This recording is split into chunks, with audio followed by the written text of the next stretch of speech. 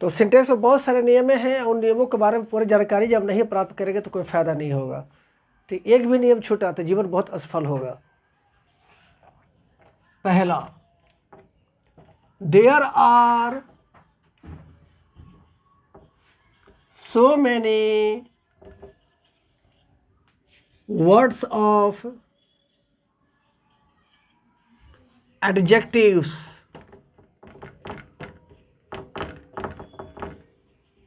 which function as a subject, then they become plural subjects.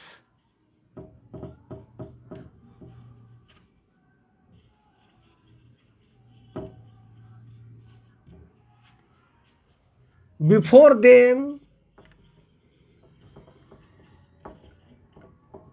the definite article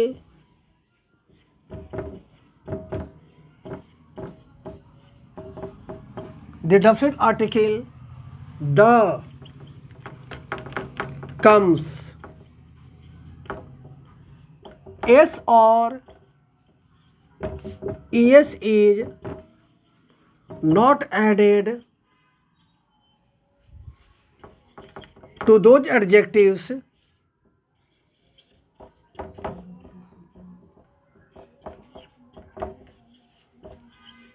to make plural.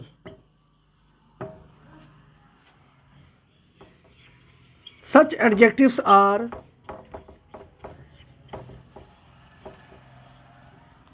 poor, rich, great,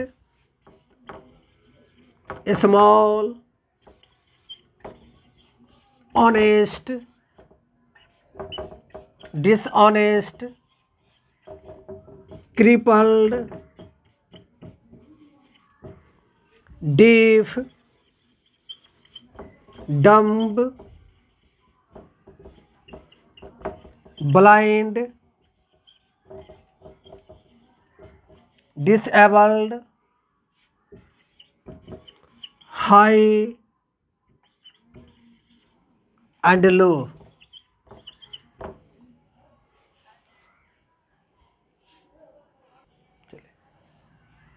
example लेते हैं, उसके बाद हम लोग समझते हैं। वर्बिग्रेसिया,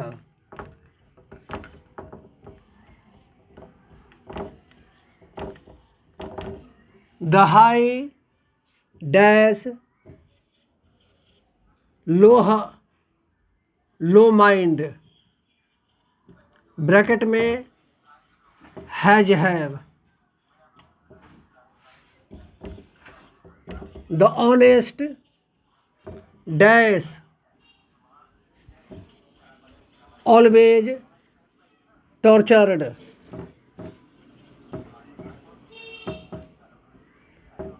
ब्रैकेट में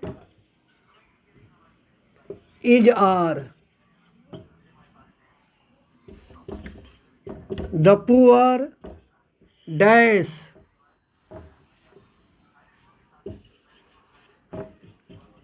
हैप्पी, ब्रैकेट में इज आर। अब समझाते हैं। हमारे अंग्रेजी व्याकरण में कुछ ऐसे विशेषण का शब्द है जिनका प्रयोग हमेशा कर्ता की तरह किया जाता है। तो जब उनका प्रयोग कर्ता की तरह किया जाता है तब वो बहुवचन के कर्ता बन जाते हैं।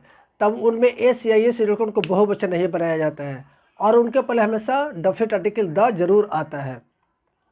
जैसे poor, great, rich, honest, cripple, deaf, dumb इत्यादि सब यहाँ पर लिखा हुआ है।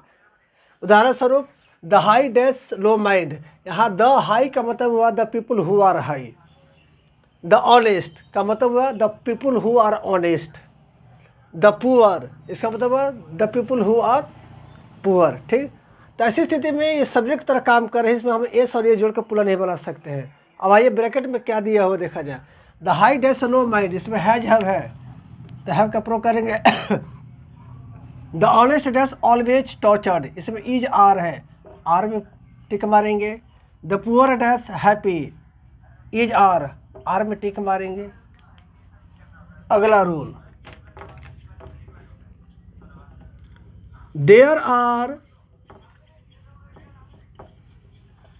सच some nouns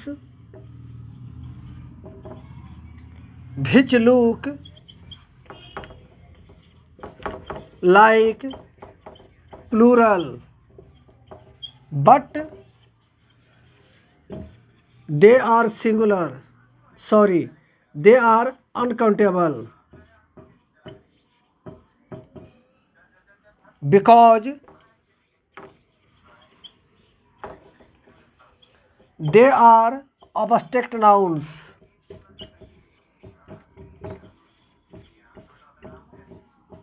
They refer to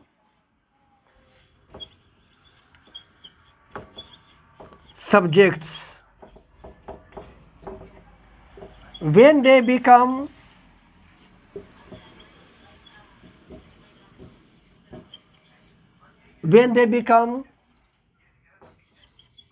the subject of the sentence,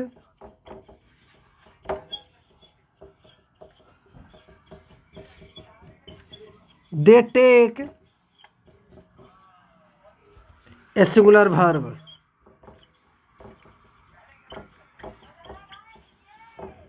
They are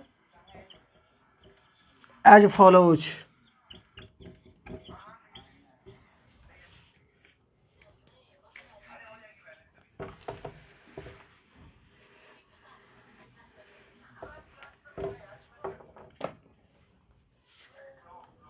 Acoustics, semantics,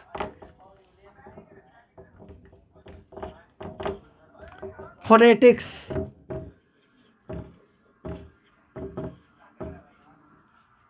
economics, mathematics,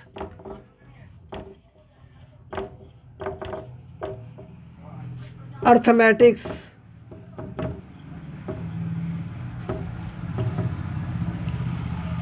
physics,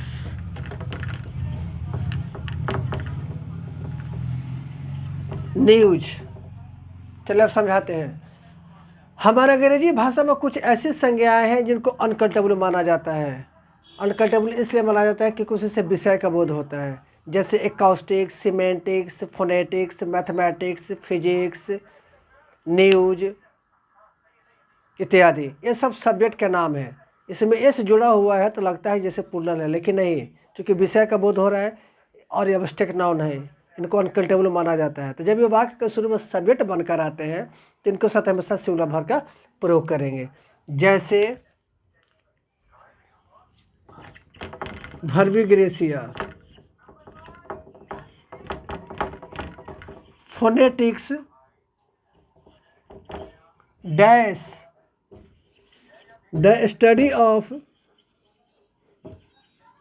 sound, bracket में आर इज में टिक मारेंगे। Physics dash the study of matter, bracket में आर इज में tick मारेंगे।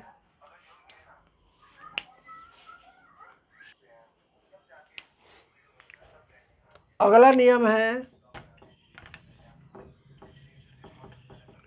when a sentence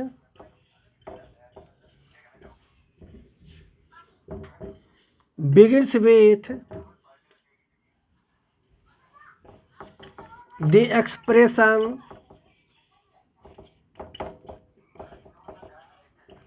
all but,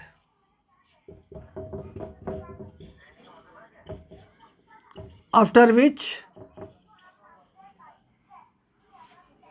a noun or pronoun of any vision comes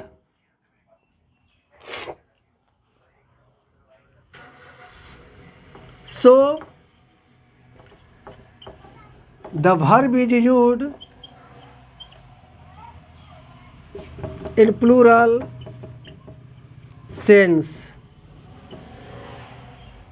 Verbi Gracia.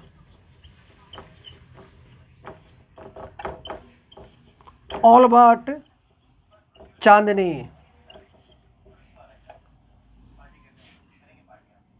Dash. Not here.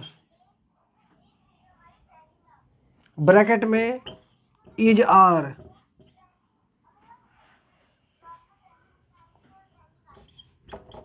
All but he dash abilities. Bracket में has है. कारा नियम कि यदि किसी वाक्य की शुरुआत अंग्रेजी की अभिव्यक्ति ऑल बट से हो तो इसके बाद आने वाला कोई संज्ञा या सर्वनाम हो सकता है. ठीक, आने वाला कोई संज्ञा सर्वनाम हो सकता है. तो हम लोग कन्फ्यूज हो जाते हैं कि हम ऑल के अनुसार भर का प्रयोग करें कि बट के बाद आने वाला नाउन या प्रोनाउन के अनुसार. लेकिन व्याकरणाचार्यों का दृष्टिकोण है कि बट के बाद जो नाउन या प्रोनाउन आ रहा है, ठीक, हमारा वास्तविक सब्जेक्ट वो नहीं है. वास्तविक सब्जेक्ट हमारा ऑल ही है. अतः हम इसके साथ पूरा भर के ही प्रयोग करेंगे. यहाँ बट का मतलब हुआ को छोड़कर. जैसे all but Chandni dash not here. Chandni को छोड़कर सभी. ऑल बट ही उसको छोड़कर सभी. अतः पहला वाक्य में आर होगा और दूसरा का वाक्य में हैव होगा. अगले वीडियो में हम लोग और कुछ भी पढ़ेंगे.